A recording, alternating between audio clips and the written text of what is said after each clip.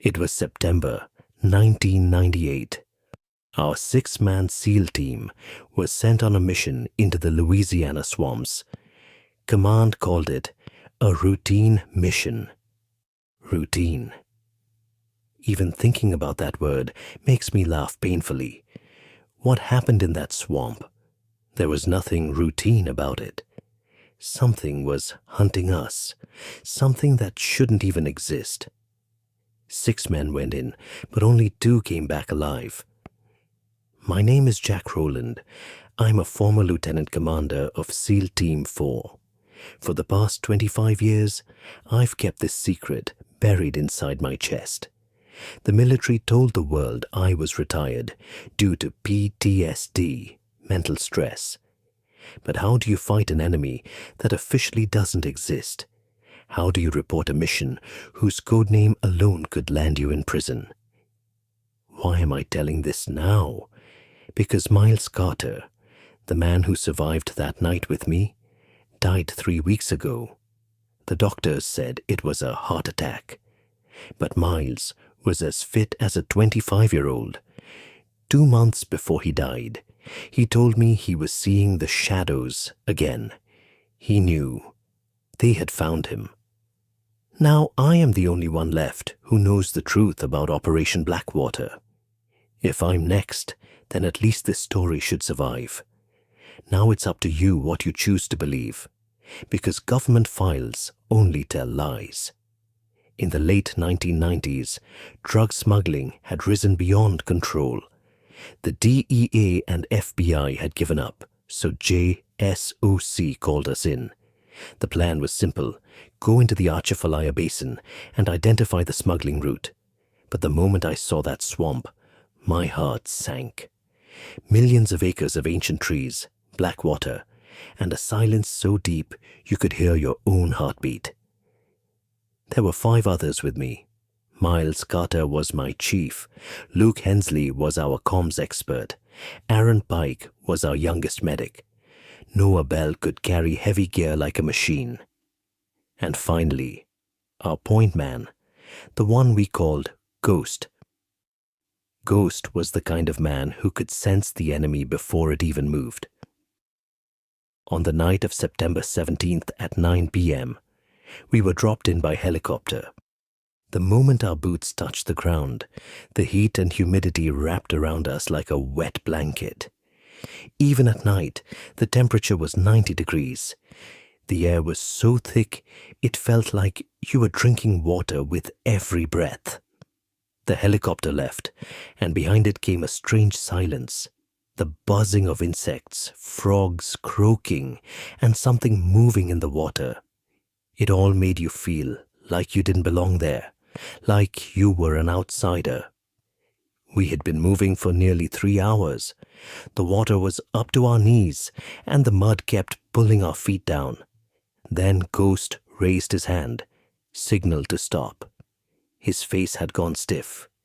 He called me over and used a red flashlight to show something in the mud. My mind twisted when I saw it. Those marks weren't from an alligator or a bear. They looked like massive handprints. But they had 5 or maybe 6 fingers. And the worst part? The prints were coming straight toward us, then suddenly changed direction and started following us. It felt like something had been waiting for us, and now it was behind us. It was 1 a.m. We set up position under an old oak tree. Those tracks Ghost had seen kept circling in our minds, but we were SEALs. Fear wasn't an option. We set up a watch rotation and began surveillance. Luke made a routine comms check with base. Home base, this is Blackwater 1. Radio check. Over.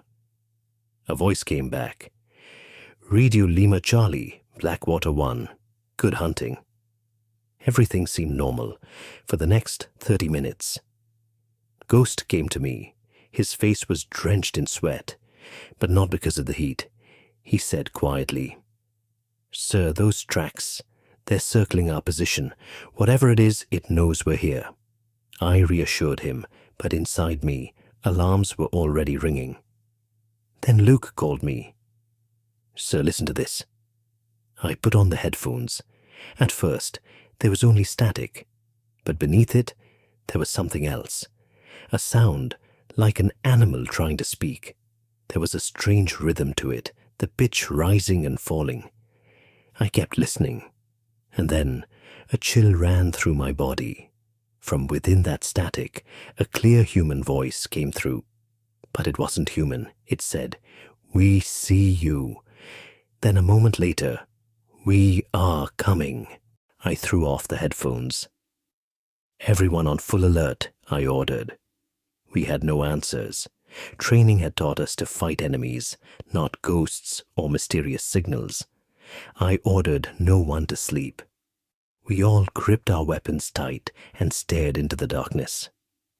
And then the entire swamp went silent, a silence so deep it hurt your ears. In that silence, we heard something else. Breathing. Deep, slow. Breathing. And it was coming from just outside our position. We went on full alert and looked outside. There was something strange there. We fell silent. That silence felt like the swamp itself had been strangled. 5 seals, the best fighters in the world, stood frozen like statues. Then I saw it through my night vision goggles. At first, I thought it was a shadow. But shadows don't have weight. That thing was circling our position. Its body was wrong. Humanoid. But the proportions were completely off. Its arms were so long they touched the ground, and the way it moved, it was like water flowing. Noah whispered, "Sir, permission to engage?" The soldier in me was screaming, "Fire!" But my instincts were telling me that if we shot, we wouldn't survive. That thing would stand on 2 legs one moment, then suddenly drop to all 4s and move with the speed of a cheetah. Then something even stranger happened. In the dark swamp, faint phosphorescent lights began to appear. These weren't torches, and they weren't swamp gas. The lights were moving, like they were searching for us. And then they stopped, right in front of us. The creature that had been circling us stopped about 20 yards away. In that pale glow, I saw its face. And I wish I hadn't. Eyes that reflected the night vision light, and a mouth that could open far wider than anything human. It tried to speak again. This time, the sound didn't come from the radio. It came from the swamp air itself. A growl that made your bones shake. It didn't say our names. It just took a deep breath and repeated the same words. "We see you." I realized if we stayed here, we would die. "Pack up! We're moving out! Move quiet! Move fast!" I ordered. But the moment we took our first step, we heard those breathing sounds coming from all around the swamp. We weren't alone. The entire swamp had awakened. We grabbed all our gear and moved out. Our objective was to reach the extraction point, but the swamp had changed. Ghost was in the lead, moving fast, but even he kept checking the GPS with concern. We could hear sounds from all around us. These weren't just swamp animals. Those things were climbing trees, swimming through water, running alongside us. It felt like they weren't hunting us. They were herding us. Ghost stopped. He pointed ahead. Between the trees, those same blue phosphorescent lights were blocking the path. "Sir, we're surrounded," Ghost said quietly. I checked the GPS. It was leading us back to the same old ruins where that warning had been written. Then something happened that still haunts my nightmares. Luke, who was at the back, suddenly screamed, "Help!" I turned. Something had grabbed him by the leg and was dragging him into the deep water with terrifying speed. Noah opened fire. Rat, tat, tat, tat. Bullets tore into the water, but there was nothing there. Only Luke's scream echoed, and then silence. Luke was gone. No body, no trace. Just bubbles rising from the water showed something had been there. Aaron shouted, "Luke! Where is Luke?" I grabbed him by the shoulder and shook him. "He's gone, Aaron. We have to move now." We started running again, but now there was no hope left. Only terror. A trained SEAL had vanished without a fight. We ran until we reached those same ruins. The place that once felt terrifying was now our last shelter. We slipped inside, hiding behind the walls. But what Ghost saw there froze our blood. We took cover inside the ruins. Outside, those blue lights were still hovering, but they weren't coming close to the building. It felt like there was an invisible boundary they couldn't cross. Or maybe they wanted us to stay inside. Ghost stood near the old painting. He looked closely, and his voice started shaking. "Sir, look at this." Beneath the painting of that creature, there were fresh markings, like someone had recently written something with mud or blood. It said, "One by one." Luke was gone, and seeing that broke whatever courage we had left. Noah kicked the wall in anger. Is this some kind of joke? Are traffickers messing with us? But we all knew this wasn't human. Aaron found a rusted metal box. When he opened it, there were old documents inside. They were labeled Project Blackwater and dated back to the 1950s. The files contained things that shattered our understanding. Non-terrestrial biology, atmospheric adaptation. This wasn't a smuggling route. This was an old military lab where something had been created and had escaped control. Then we heard something from above. Drip, drip, splash. I pointed my night vision upward. The ceiling was cracked, and from it, that same black wet liquid was dripping, the same substance we had seen on those creatures in the swamp. Ghost signaled.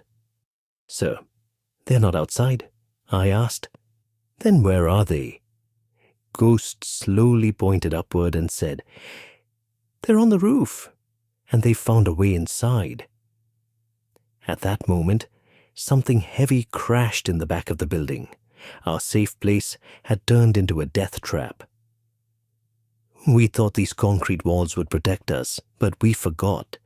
These swamp creatures were better in the trees and above ground than on it.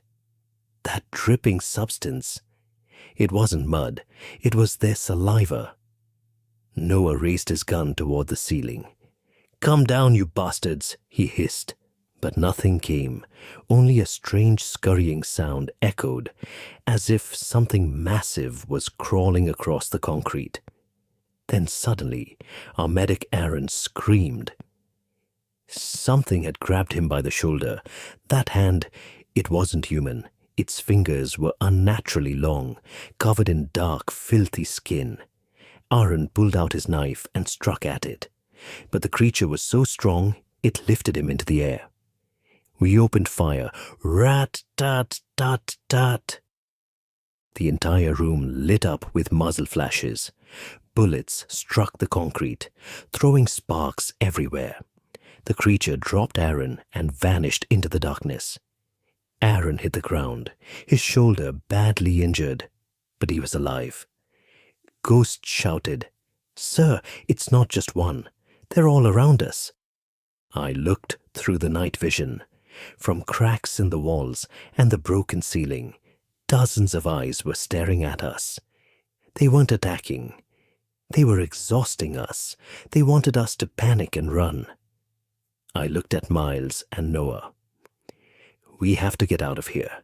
This building will become our grave. The extraction point is 2 miles from here. We don't stop. We just run. Whoever falls behind is left behind." Saying that was difficult for me, but as a commander, I had no other choice. We jumped out of the building. Our only hope was to reach the extraction point. There were still 2 hours before sunrise, and those 2 hours were going to be the longest of our lives. We ran through water, mud, and thick brush. Noah was carrying too much gear. His body was giving out, but his spirit was still strong. Then suddenly there was a strange disturbance in the swamp water. It felt like the entire surface was moving. Ghost shouted, "Don't look back, just keep running." A massive shadow burst out of the water like a blade and slammed into Noah. He fell, his weapon slipping from his hands. "Sir, go, get out of here," Noah shouted. I saw 3 or 4 creatures surrounding him. Noah pulled out his sidearm and started firing. Noah held them off so we could escape. He sacrificed himself. Boom! There was an explosion. Noah must have pulled his grenade pin. In that burst of fire, I saw those creatures. They were as tall as trees, and there was no mercy in their eyes.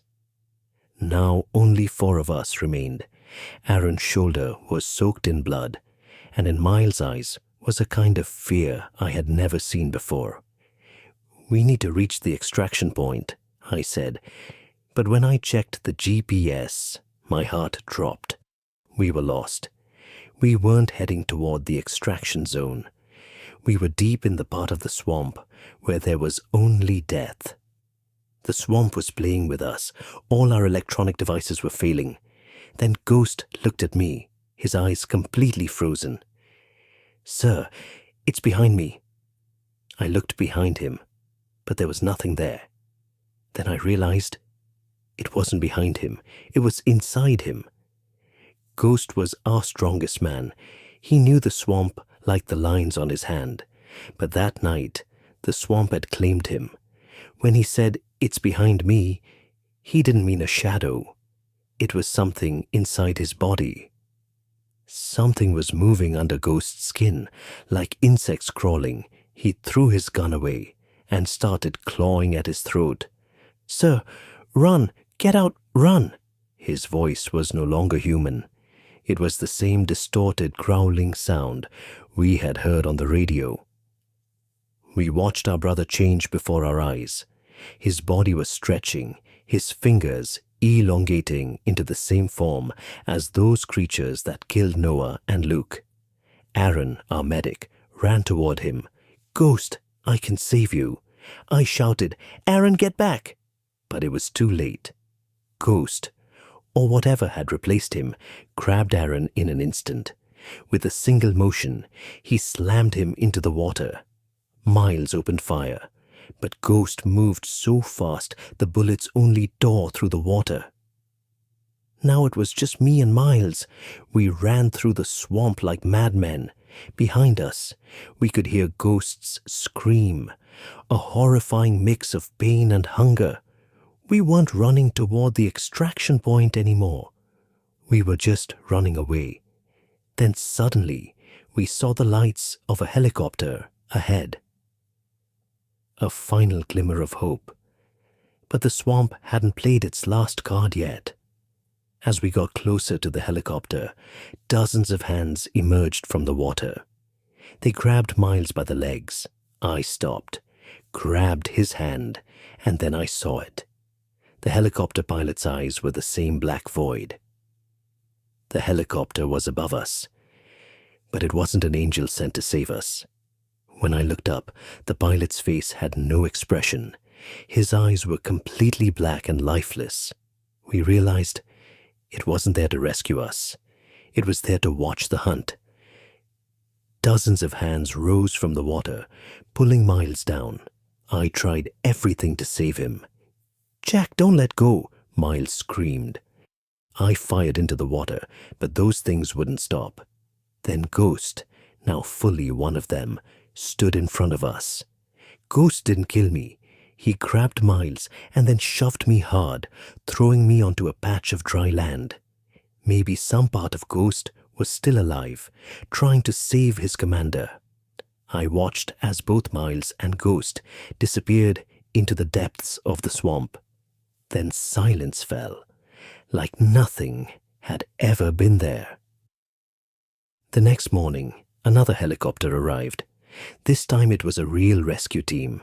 They pulled me out, but when I told them about the creatures and my team, they looked at me like I had lost my mind. "Sir, there's no one there. You went in alone," they said. Miles Carter also made it out alive. Or maybe it wasn't Miles anymore. He was found 2 days later on the other side of the swamp. He was silent. Completely silent. After that, we were both medically retired. Before he died, Miles called me and said, "Jack, we never made it out. We're still there in the swamp. Whatever is out here, it's not us." Miles died 3 weeks ago. Doctors said it was a heart attack, but I saw his body.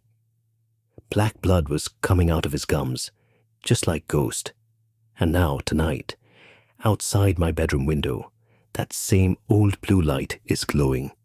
I am the last one left. Operation Blackwater is about to end.